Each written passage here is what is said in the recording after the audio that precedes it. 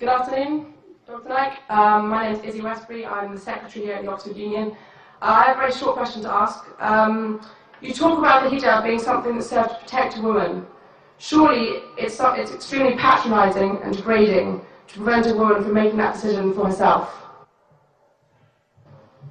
How could you answer that? What's the question, sister? Can you repeat the question? I said, in your speech, you talk about the hijab being something that serves to protect a woman.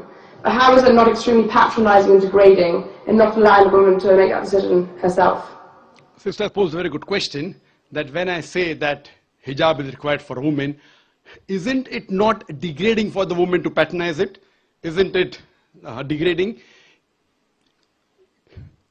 If you read the Quran and Islam has prescribed hijab. That means the woman should be covered. The only part that can be seen are the face and the hands up to the wrist. This is for the modesty. And it is not only mentioned in the Quran, it is also mentioned in the Bible. If you read the Bible, in the 1 Timothy, chapter number 2, verse number 9, it says that women should be dressed up with shamefacedness.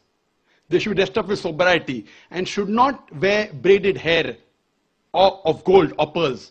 It's further mentioned in the 1 Corinthians, chapter number 5, verse number 7 to 11. The woman that does not cover her head, then she dishonors her head. Her head should be shaved off. Anyway, I don't agree with this. I'm just quoting you from the Bible. Same way, if you go to the Vedas, it says that the woman should cover the head. So all the religious scriptures, they talk about the woman covering their, it is for modesty. It is not to degrade the woman. And if you analyze, there was an allegation made against me, saying that Dr. Zakir Naik says that if they don't wear hijab, that if you wear Western clothes, there are chances the woman will be raped. It is a misquotation again. What I said, that if women wear revealing clothes, they have more chances of being raped. What I was doing, the same newspaper, Sunday Times, which spoke against me, 1 year before, on the March of 9th, 2009, Sunday Times carried an article.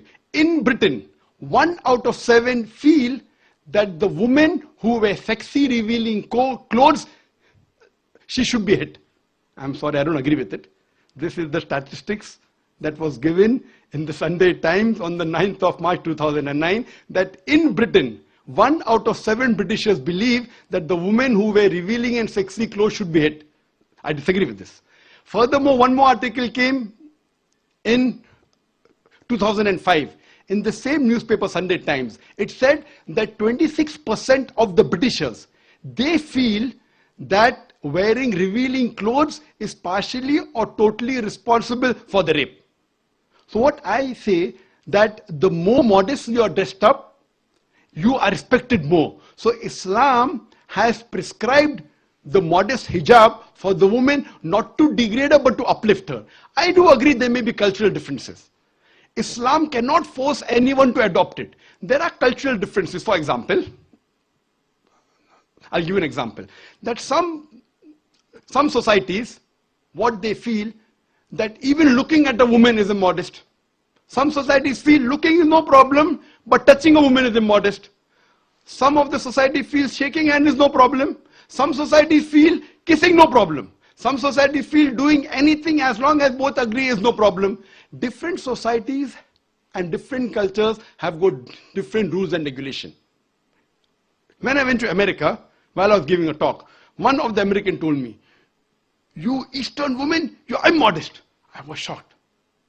So I said, "Why do you call Eastern women immodest?" He told me, "You Eastern women, you expose your belly."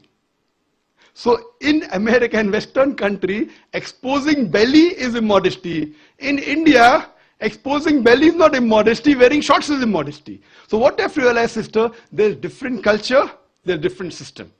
Islam cannot force anyone to adopt. It's clearly mentioned in the Quran in Surah Baqarah, chapter number 2, verse number 256, La ikraha fid din, there is no compulsion in religion. But if some women want to adopt the hijab because they feel modest and they feel respected, I feel no other woman should disagree. And when I've been to UK, I've seen hundreds and thousands of women who do cover their hair and who feel that they are uplifted because of this modesty.